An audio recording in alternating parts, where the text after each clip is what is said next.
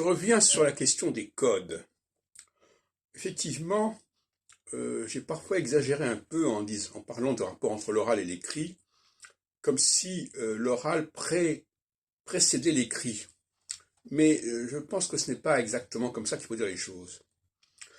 Parce que là, je me situe dans une position classique d'évolutionnisme, voilà, on passe de l'oral à l'écrit, etc. Mais là, on est dans une autre logique qui est celle de la révélation, que c'est celle de la transmission, et par des instances supérieures, si on peut dire. Et par conséquent, je pense qu'au contraire, l'écrit est déterminant. Les codes, on nous transmet des codes, et après ces codes, on nous explique comment les activer. Donc, voilà, donc c'est tout à fait autre chose. Donc, effectivement, le primat, c'est l'écrit, ici.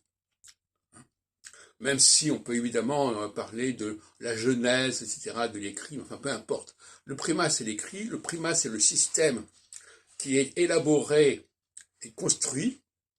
Et là, je m'oppose aux linguistes qui pensent que les choses se sont faites progressivement. Je pense au contraire que les choses se sont mises en place. À un moment donné, on a dit, voilà, évidemment, on a mis de l'ordre dans tout ça, mais à un moment donné, on fournit un schéma bien défini.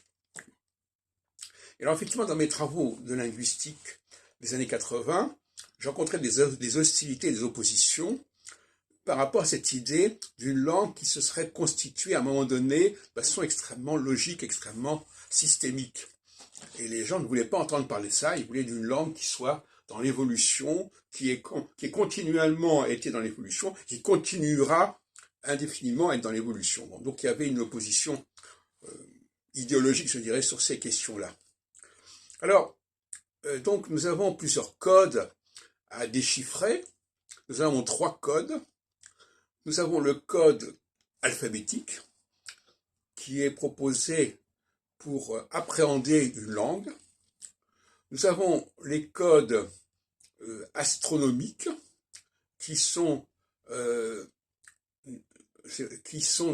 certaine façon de lire le système solaire et qui est transmis d'ailleurs notamment dans la tétrabible de Ptolémée au IIe siècle de notre ère. Et puis nous avons les codes anthropologiques, si on peut dire, qui sont ceux du masculin et du féminin, qui sont là effectivement, qui nous sont donnés. On dirait que c'est pas propre à l'homme qui est des mâles et des femelles, mais les fonctions respectives du masculin et du féminin sont à décoder, sont à déchiffrer. Voilà donc les 3 codes sur lesquels je travaille. On pourrait parler de codologie, si on veut.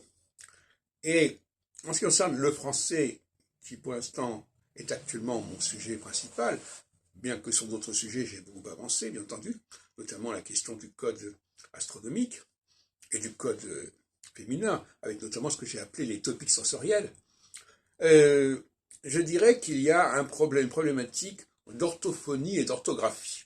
Voilà, j'en parlerai une autre fois.